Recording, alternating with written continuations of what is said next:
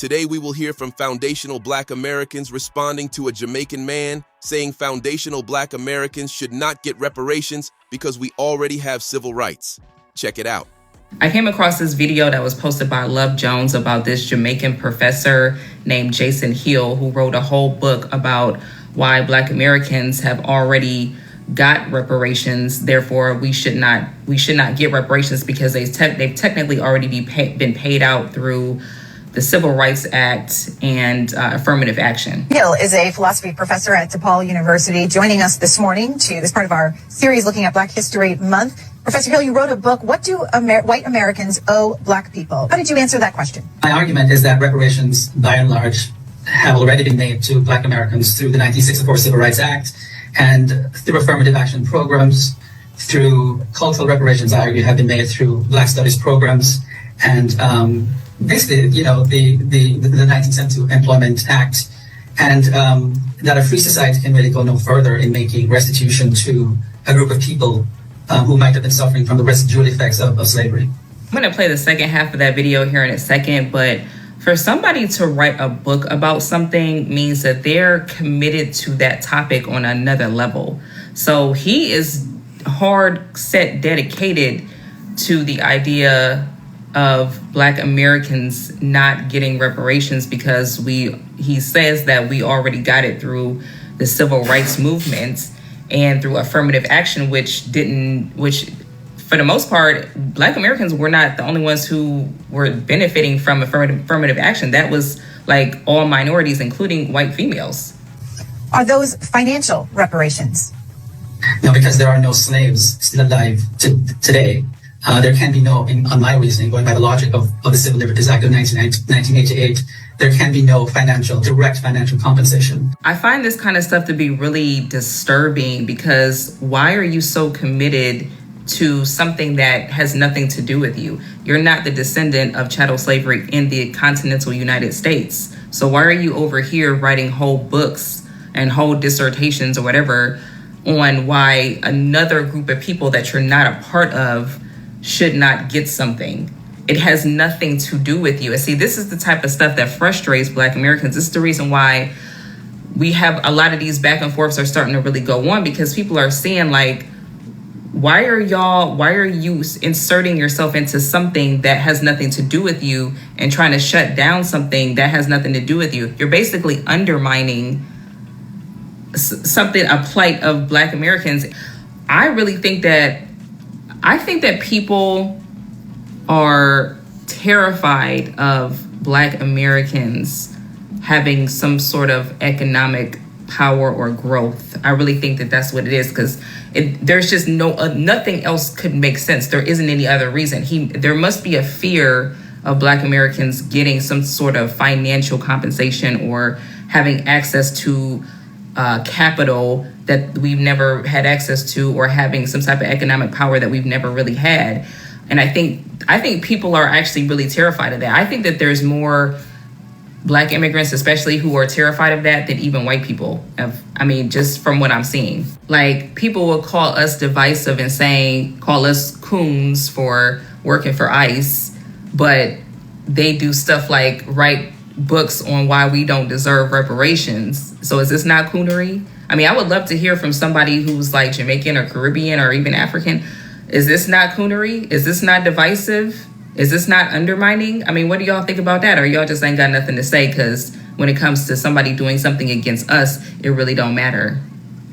If they gave Black Americans or foundational Black Americans reparations today, the check started being printed tonight, what would qualify an African or a Caribbean or anybody that does not fall under the banner of American descendant of slaves or a foundational Black American? What would qualify anybody that doesn't fall under those two distinct groups, those two distinct ethnic groups? What would qualify Africans, Caribbeans, and the UK Blacks to get a piece of the reparations? Because I think a lot of you guys are confused. That's why I'm asking this question. I keep seeing videos of think tanks, right? They're talking about getting reparations from America. But there are people in the think tanks that aren't an American descendant of slaves or a foundational Black American. So I'm asking, what would qualify the other Blacks to get reparations from America if you are not a part of Black Americans, foundational Black Americans, or American descendants of slaves, which is the same group of people, right? Now, I mess with my brothers, my skin folk, right? But I'm asking a serious question. What qualifies you to be in the conversation? Or if they printed the checks tonight, what qualifies you to even feel like you should get a piece of it? Because your ancestors didn't go through what my ancestors did, right? You would have to take that up with the Jamaican government, the Caribbean government, from whichever little island you're from, right? The Bahamas, the wherever. You got to take that up with them. In Africa, Black Americans have fought and bled to get to this point, to even have a conversation surrounding reparations. There are hundreds of think tanks, hundreds of videos online that you can go look up with people talking about reparations. And there are a lot of non-Blacks. When I say non-Blacks, I mean non-Black Americans talking about receiving reparations from the American government. How the f does that even make sense? You're not American. You're not a foundational Black American. You're not an American descendant of slave. How are you even in the conversation? I kind of feel like this is a real slippery slope that we should get understood now, okay? So basically you're saying that, reparations should only go to people who are, descendants of chattel slavery. And I agree. And you said that the Caribbeans, because he's Jamaican and Panamanian, they should, get their own reparations. And that is exactly what they're doing. They have a reparations committee called CARICOM. Now imagine, because they're trying to get their shit back from the crown, from Great Britain. Imagine if me, Love Jones, went to Jamaica, right? Moved to Jamaica on my own free will. Got into their politics, marking Jamaican on every single application. When I went to school, everything was always Jamaican, right? I got into politics. They voted for me. I climbed up the ladder. And then I got into position. And I said, I'm against CARICOM. You want to know why? Because me, Love Jones, an American-born woman, will not benefit. Me, nor my family, nor any other immigrant in Jamaica will benefit. They would try to chop me down with a machete. I don't give a fuck what nobody says. I probably wouldn't even make it out of Jamaica alive. I probably would not make it out of Jamaica alive. They would run me out of their country. You see how they talk crazy about us because of some people that they don't even know that ain't even fucking us, that was complaining on the resort. Could you imagine if I got in their politics and said that they did not deserve CARICOM and they did not deserve reparations because I wouldn't qualify for it? Could you imagine? I'm glad that we're starting to have a mass awakening and we're starting to see what's going on and we're starting to see the trick bag and we're waking the up. But I mean, now that we're starting to wake up and we're starting to spread the word, we got to do something about this because this is not okay. These people should not be able to represent us. They shouldn't. Y'all know why it's so easy for Jamaicans, Africans, and people of color to disrespect us? Y'all know why it's so easy? Because they not us. They don't share the same struggle as us. They don't have the same story as us. They are not from the same land that we are from. These niggas are literally tethers, cosplayers, intruders, etc. This is why it's so easy for them to say little disrespectful shit like they get on here and say they want to us up, and all this terroristic stuff. They get to saying crazy things. They get to speak in their mind when they really mad. My daddy always told me, watch how people play with you. That's how they really feel about you. You ever had somebody say some crazy shit and then they try to laugh it off like, oh no, I was just playing. That's how they really feel about you. These niggas is not us. I keep telling people I have native ancestry and I can prove it. I'm not a continental African, So all this crazy stuff where they be saying, no, I'm not African. Most of us are not. Some of us literally have, the proof, but people don't want to hear it. They want to try to debunk us with this Pan-African diaspora shit, like everybody just, this big ass theory that everybody just come from Africa. And to everyone who says foundational black Americans are xenophobic, y'all sound dumb as hell. Let's make this make sense. Y'all can say whatever you want about our culture. And the second we respond, now we're divisive. Now we're xenophobic. It's not our fault that you're haters who come from shithole countries. But let's make this part make sense. No one has shown more love to the black diaspora than black America. We fought with Ethiopia. Ask an Ethiopian, should black Americans get reparations? They'll say no. We supported the Haitian Revolution. Ask a Haitian, do black Americans deserve reparations? They'll say no. In fact, Kai Cenat said, we don't have a culture. Okay. We fought and supported the liberation of the Congolese. Same thing. No. Y'all are xenophobic. For 5 centuries, the history of black people in the Americas has been shaped by a global system of slavery that stretched from the United States to the Caribbean to Latin America. Over 12 million Africans were taken from West and Central Africa and scattered across the Western Hemisphere.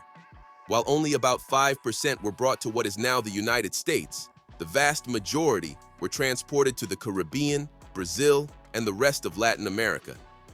This global scattering created very different black cultures, identities, and political realities. Foundational black Americans whose ancestors were enslaved in the United States from the 1600s to 1865 developed a specific and unique identity because their struggle took place largely under a single colonial and national structure. Our culture, ranging from spirituals, blues, jazz, and hip-hop to the civil rights movement, became an open, documented, and transformative force throughout the world. In contrast, the Caribbean was shaped by a mix of British, French, Spanish, and Dutch colonial powers whose plantation systems were brutal and highly militarized. Rebellions were frequent, from Haiti's revolution to uprisings in Jamaica and Trinidad, but the constant changes in colonial rulers also fractured how history was preserved. Many Caribbean nations removed African-centered teachings from their schools long after slavery ended, leaving generations unaware of the influence that Black American abolitionists and activists later had on Caribbean independence struggles. Latin America, especially Brazil, received the largest number of enslaved Africans, yet embraced a different path after slavery. Many Latin countries promoted racial mixing ideologies while simultaneously advancing whitening policies that encourage people to identify with European ancestry and minimize their African roots. Even today, many Afro-Latin people are not taught the full truth about their African lineage or the depth of anti-Blackness within their own countries. This lack of historical education often leads to misunderstandings, distorted self-identity, and even internalized anti-Black attitudes. A major problem throughout the diaspora is that colonial systems deliberately attacked African memory. They banned African languages, punished African religions, rewrote school books, and encouraged Black people to form identities based on European approval rather than African truth.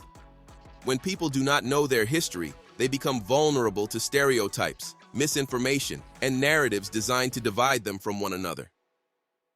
This is one of the root causes of the tension, jealousy, competition, and disrespect that some Caribbean, African, and Afro-Latin individuals express toward foundational Black Americans. Part of this tension comes from the enormous global visibility of the FBA struggle.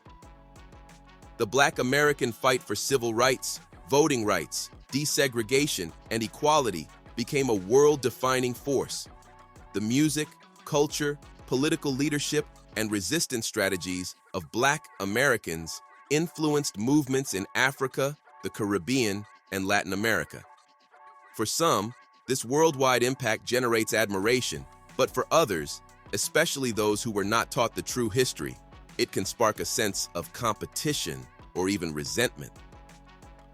Complicating matters further, when significant Caribbean and African immigration to the United States began after the 1965 Immigration Act, many immigrants arrived already carrying colonial ideas about Black Americans.